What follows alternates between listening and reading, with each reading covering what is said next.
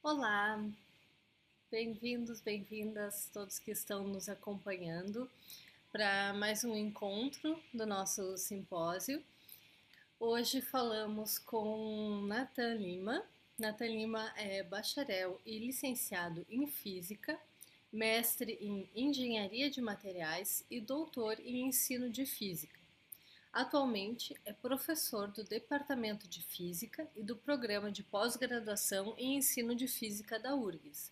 Além disso, desenvolve projetos de divulgação científica e ensino de física nas redes sociais. Muito bem-vindo, então, Nathan. Te passo a palavra. Bom dia, Laura. Bom dia a todos e todas que nos assistem. É um prazer enorme poder estar aqui conversando com vocês. E eu vou falar rapidamente sobre as nossas discussões sobre a aurora boreal. Deixa eu colocar aqui.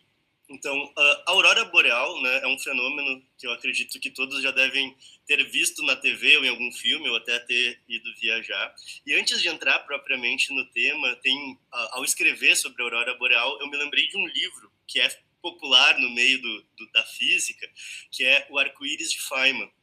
E é um rapaz que terminou seu doutorado, vai ter uma bolsa de pós-doutorado e trabalha com Feynman, que é já um prêmio Nobel, já no fim da carreira. E eles estão caminhando pelo Caltech e o Feynman vê um arco-íris e pergunta para ele, né, por que você acha que a gente estuda arco-íris? E ele dá uma resposta super técnica e o Feynman só responde, não, é só porque arco-íris são muito bonitos. E acho que a aurora boreal, a resposta poderia ser a mesma coisa, né? A gente olha para a aurora boreal e tu tem um espetáculo diante dos olhos. E muito antes da gente ter o que a gente chama de ciência moderna, ou a física, como a gente conhece hoje, a humanidade já se deparava com esse tipo de fenômeno, né? E aí a gente pode imaginar o que deveria se passar, né, pela cabeça das pessoas, né, como que elas encaravam um céu noturno, de repente, ser tomado por um show de luzes das mais diversas cores, né? Então você pode ter azul, verde, vermelho, amarelado, né? Dependendo de onde você está, de como aquilo acontece. Então, antes de mais nada, né, estar diante da aurora boreal é certamente estar diante de um espetáculo e diante de uma sensação de assombro diante da natureza. Esse assombro que pode ser obtido pela humanidade com uma prática religiosa ou diante de uma obra artística ou diante da natureza, alguns autores chamam de experiência do luminoso. Tem um livro até do Carl Sagan, que é Contato, e aí ele usa essa questão do luminoso diante da própria matemática, né? Então eu posso me espantar também com a beleza da física, com a beleza da matemática, ou com a beleza da aurora boreal. Não é à toa que a aurora boreal, né, o termo remete à aurora, a deusa do alvorecer, né, que traria a luz antes do sol nascer, e boreal remete a Bóreas, que é o deus do vento frio do norte, né? E isso está associado com a ideia de que a aurora boreal só acontece nos polos do planeta, né? Então, a aurora boreal seria esse fenômeno que acontece perto do polo norte. Existe a aurora austral, que acontece perto do polo sul, mas que não é tão famosa por conta de não ter tanta população morando perto do Polo Sul. Mas o fato é que, né, o próprio nome já remete a esse aspecto divino, né, ou sagrado desse fenômeno que acontece. E o que eu quero comentar é de que forma, né, se explica isso na física, como é que hoje, né, e até uma explicação não anula a outra, né, são diferentes dimensões dessa experiência, mas diante da comunidade científica, né, que vai dar conta de explicar esse fenômeno está no campo que a gente chama teoria eletromagnética. E a gente tem um fenômeno que está lidando aí com campos elétricos e magnéticos, eu vou comentar o que exatamente, mas que são descritos na física, só para a gente enxergar, e aí tem uma dimensão um pouco estética nisso também, né? Essas são as equações de Maxwell. Todos os fenômenos eletromagnéticos são reduzidos a essas 4 equações, e aí o pessoal gosta de usar camisetas que, né, daqui sai a equação da luz, né, então a gente explica a luz a partir disso, e o pessoal gosta de usar a camiseta, né, e Deus disse, e aí vem as equações de Maxwell, né, e a luz se fez.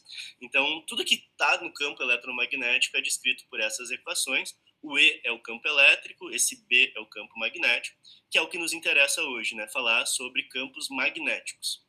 E aí, né, o exemplo mais claro para campo magnético, que a gente está acostumado no dia a dia, é o que a gente conhece por ímãs, né? Então, a gente tem os ímãs dos mais diversos formatos. E o grande propriedade, né, dos ímãs é que a gente sabe que eles têm dois polos, o norte atrai o sul atrai o norte, e você tem repulsão entre polos semelhantes. Então, são formas de atração e repulsão que dependem da orientação do material, o que é diferente do que acontece em campos elétricos, por exemplo. No campo elétrico, a pedra, né, um âmbar, por exemplo, não importa como ele está orientado. Se eu pegar um ímã e botar uma plaquinha, um papelzinho, e botar limalhas de ferro, que é um material magnetizável, eu vou ter justamente atração muito forte perto dos polos e vão se formar espécies de linhas que a gente chama de linhas de campo. Uma bússola, ela é também um ímã. E essa bússola, né, que a gente vê com vermelhinho e azul, é exatamente a mesma ideia de um ímã. E aí a pergunta é, né, o que está atraindo essa bússola? Ela está sendo sempre puxada para o mesmo lugar. Isso significa que existe um campo magnético que está atraindo essa bússola. E o ponto é que a própria Terra funciona como um grande ímã. Então existe no núcleo da Terra, pela constituição, né, da formação da gênese do planeta Terra, um núcleo formado por ferro, cobalto e níquel, que vão ser materiais magnetizáveis. E justamente a presença desses materiais e da presença de correntes na parte que é fluida do núcleo terrestre faz com que se crie esse campo magnético. E aí, eu queria passar para cá, cria um campo magnético e a própria Terra é capaz de atrair partículas carregadas eletricamente em movimento, assim como aquele exemplo que eu mostrei das limalhas de ferro.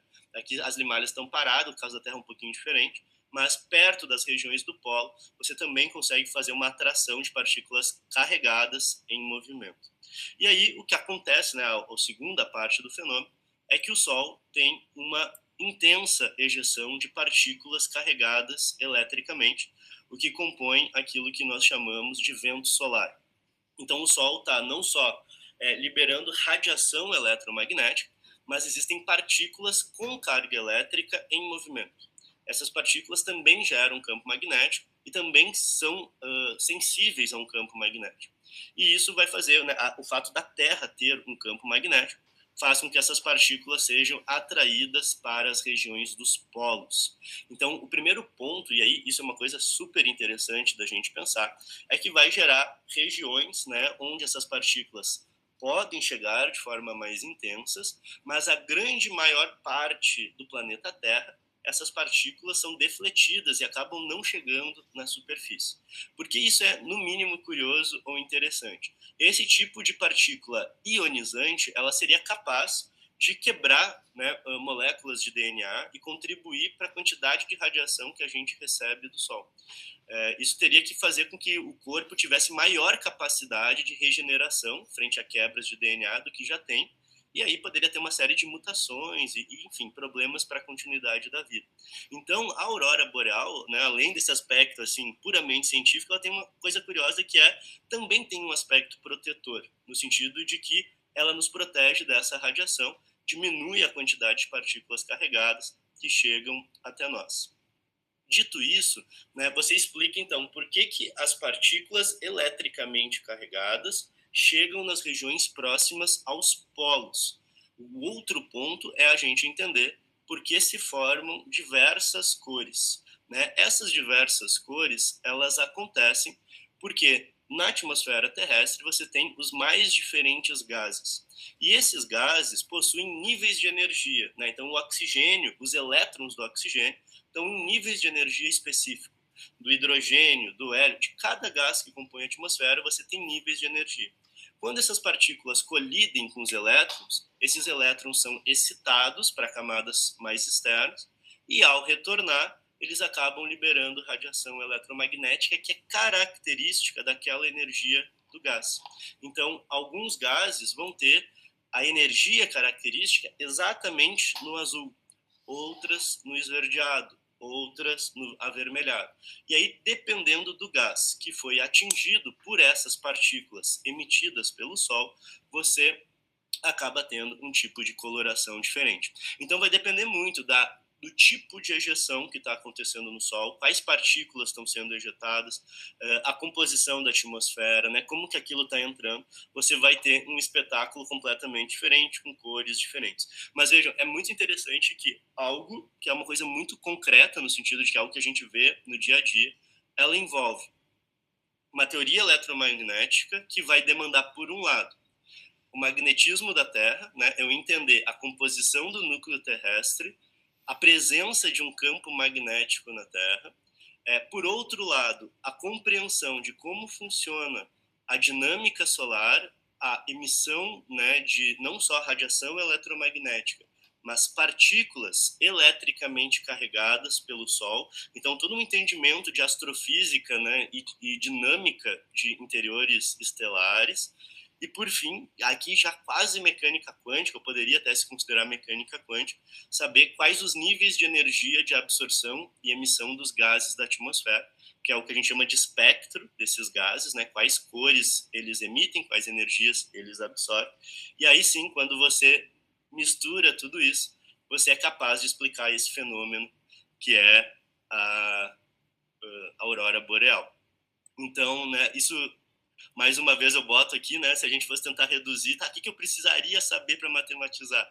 Você conseguiria resumir isso nessas 4 equações, o que para muitos também tem um aspecto bastante estético, né, olhar, pensar que os mais diversos fenômenos eletromagnéticos podem ser sintetizados em só 4 equações, coisas muito diferentes, e a gente consegue, dentro de uma telinha aqui, né, do Google Meet, explicar tudo, né, tem um caráter também de espanto que pode gerar. E aí a gente pode se dar conta que existe um espanto, um assombro, seja diante da própria aurora boreal ou diante da nossa capacidade de conseguir descrever minimamente esse tipo de fenômeno eletromagnético. E aí, só para finalizar essa discussão, eu faria a mesma pergunta que o Feynman fez, né? Por que a gente fala de auroras boreais, né? A gente pode pensar que é para entender a natureza, que é porque elas têm uma função protetora e a gente quer entender como isso funciona, ou a gente pode só ficar com a resposta do porquê elas são lindas. Muitíssimo obrigada. Realmente, para mim é fascinante, né, essa incrível complexidade e ao mesmo tempo essa simplicidade, né, É por que verdade. isso nos fascina. Bom, só tenho a agradecer por essa mini super aula, né, porque foi extremamente condensado, mas muito completa. Né? Acho que dá para ter uma noção de todos os elementos envolvidos, né, na compreensão desse fenômeno e também pensar, né, por que esse fascínio. Então é isso, muito obrigada e Obrigado, Laura. seguimos aqui com as conversas futuras.